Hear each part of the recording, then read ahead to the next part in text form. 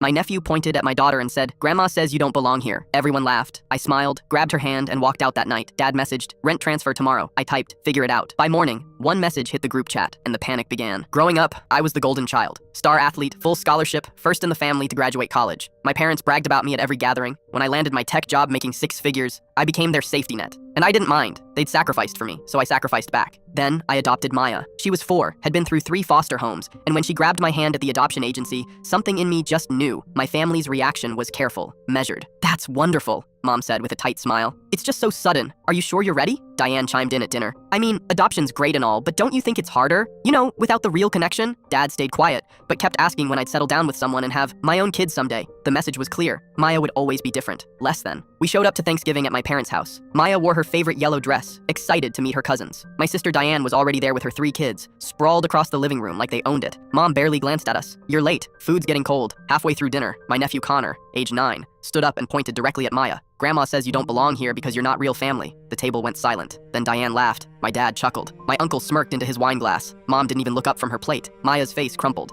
Her little hand gripped her fork tighter. I felt rage, white hot and clarifying, settle over me like armor. I smiled, the kind of smile that means something's ending. I stood slowly, grabbed Maya's hand. "Come on, sweetheart. We're going home." "Don't be so dramatic," Mom said flatly. "Connor's just a kid. He doesn't know what he's saying." I stopped at the door. "He knows exactly what he's saying because you told him." I looked at my father. "You all sat there and laughed at my daughter." Diane rolled her eyes. "God, you're so sensitive. It was a joke. Enjoy your dinner," I said, walking out. That night, around 11 p.m., my phone buzzed. Dad's text, "Rent transfer tomorrow. Don't forget. Thanks." For 4 years, I'd been paying their mortgage, $2,200 every month because Dad's business tanked and they were drowning. I never asked for gratitude, just respect. They couldn't even give me that. I typed back, "Figure it out." 3 dots appeared, disappeared, then nothing. The next morning, I sent one message to the family group chat. "Effective immediately, I'm done funding anyone's lifestyle. No more rent, no more bailouts, no more bank of favors. You made it clear where Maya and I stand, so now you can stand on your own." The panic was instant. Mom called 14 times in 20 minutes. Diane texted, "You can't do this over one stupid comment." Dad's message was short. "Son, we'll lose the house." I replied to the group chat, "You should have thought about that before you laughed at my daughter." By noon, Diane was begging. "Mom's crying. She's having a panic attack. You're tearing this family apart." I screenshot Connor's comment, Mom's silence, and their laughter. Posted it in the chat with one line, "This is what tore the family apart, not me. You." My cousin Laura, who'd stayed quiet the whole time, replied, "Good for you, honestly.